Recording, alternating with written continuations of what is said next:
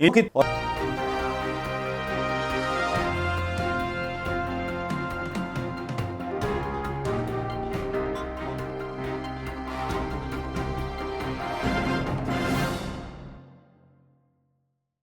दोस्तों नमस्कार, मैं मनोज कुमार शर्मा एक बार फिर आजाद हिंद आवाज न्यूज के लिए एक बार फिर आपके बीच में। देखिए साहब, हमारे जो गृह मंत्री अमित शाह हैं, उनको राष्ट्रीय राजमार्गों पर मुसलमानों की नमाज पढ़ते हुई तस्वीरें नजर आ जाती हैं, लेकिन बॉर्डर पर हुए अतिक्रमण नजर नहीं आते गृह मंत्री को। वहां इनकी सीबीआई आईडी और वो सब जो है फेल हो जाती है। हालांकि सीबीआई के कार्यकाल, जो डायरेक्टर है उनका कार्यकाल 5 साल बढ़ा दिया गया है। ये बड़ी खुशखबरी की बात है जो मैं आपको सुना रहा हूं। जो सीबीआई कर रही है वो इशारे पे कर रही है, और गृह मंत्री साहब ने उस सीबीआई का 5 साल, डायरेक्टर का 5 साल बढ़ा दिया। जो सीबीआई ये नहीं बता पा रही कि देश की सीमा पर 7,500 एकड़ भूमि में, चीन की बात छोड़िए, नेपाल ने कब्जा कर लिया है। जी हां, और सबको बाकायदा ये बोल दिया गया है, बेटा कोई आउट नहीं होनी चाहिए खबर। ये अखबार में छपी है खबर साहब, एक समाचार पत्र में छपी है, जिसका हवाला मैं आपको दे रहा हूं। देखा ना, गृह मंत्री को नमाजी दिखाई देते हैं। देश की सीमा पर, देश की धरती को कब्जाए हुए वो देश नजर नहीं आते जिन देशों ने देश की सीमा में घुस के कब्जा कर लिया है। 7,500 एकड़, 7.5 किलोमीटर अंदर उन्हें नेशनल हाईवे नजर आता है, 750 फुट का। तो ये देश के लिए बड़ी शर्म की बात है। तो दोस्तों, क्यों ना इस सरकार से सवाल किए जाएं, क्यों ना पूछा जाए कि भैया ऐसा कैसे हो गया।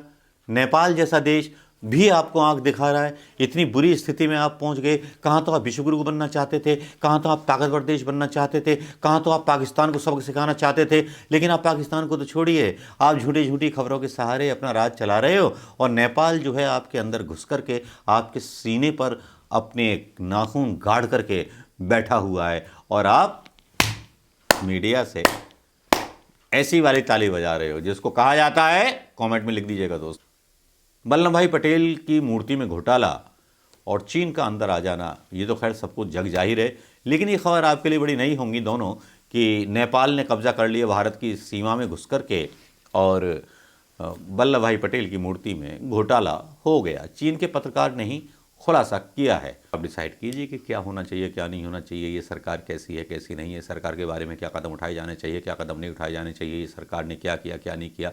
वल्लभ भाई पटेल के नाम पर ये वोट मांगते हैं। योगी जी आज बोल रहे थे कि वल्लभ भाई पटेल की बड़ी तारीफ कर रहे थे, तो मुझे लगा कि यार कांग्रेस ही बन गए, कांग्रेस के नेताओं के सहारे वोट मांगने का इरादा रखते हैं। वैसे नेहरू जी के सामने झुके हुए प्रधानमंत्री मोदी भी नजर आए।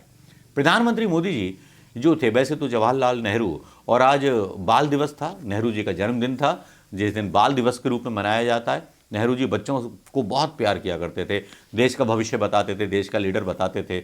लेकिन मोदी जैसा बाल उस टाइम का यहाँ बवाल कर देगा हिंदुस्तान में, ऐसा नेहरू जी को भी नहीं पता था। तो ऐसे बवाल जो पैदा कर दिए हैं हिंदुस्तान में, जो आज प्रधानमंत्री बने बैठे हैं 70 साल की डेमोक्रेसी की वजह से, तो आज उन्होंने देश की लंका लगा दी। अब इस लंका जो लग गई है देश की, अब इसे संभालेगा कौन, ये देखने वाली बात होगी। लेकिन वैसे ढोंगी नंबर 1 है हमारे प्रधानमंत्री मोदी जी। इनके जो समर्थक हैं, आज ठरकी दिवस जवाहरलाल नेहरू के बारे में एक सोशल मीडिया पर ट्रेंड चला रहे थे। दुनिया भर की उल्टी सीधी बातें नेहरू जी के बारे में, गालियाँ, पता नहीं क्या क्या बोला जा रहा था।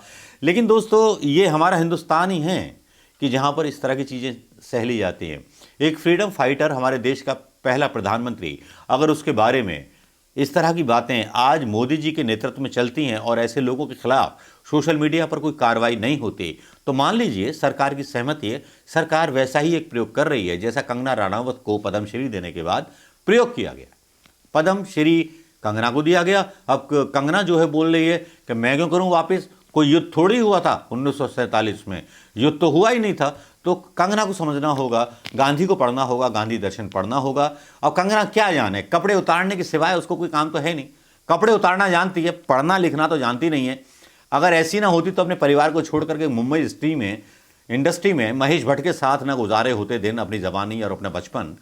तो करेक्टर लूज लोगों को बोलने का अधिकार नहीं है, और करेक्टर लूज लोगों को पद्मश्री मिल सकता है, ये भी जाहिर हो गया। अब पता नहीं कितनी कंगना और आएंगी आने वाले दिनों में। आप देखोगे काफ़ी हो सकती हैं, इंतज़ार कीजिए, बहुत सारी कंगनाएं आएंगी। चलिए दोस्तों, इसी के साथ ख़त्म करते हैं अपना ये वीडियो ब्लॉग। नमस्कार, जय हिंद।